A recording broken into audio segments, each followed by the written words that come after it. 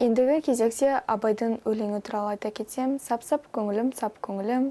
Тоғжанның атастырған жеріне ұзатылып кеткенін естіген Абай күндіз түні үйден шықпай отырып өлең жазатын шығарды.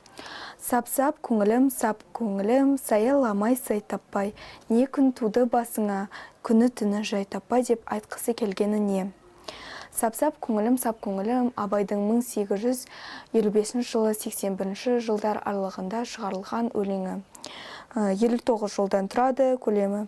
Осы Абай сол кездегі өмірі туралы айтылғанын, өмірі туралы ең әуелі бұл өлеңде Абай қазақ әдебиетінен бөлек үлгіге еліктеуді өзіңе еңгі лайық көрмеген сияқты. Өз өмірінің шындығы бұл жырда аса айқын қонымдылықпен айтылады.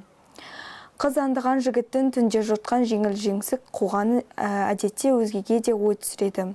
Бұл өлеңде жасанды теңеулер жоқ.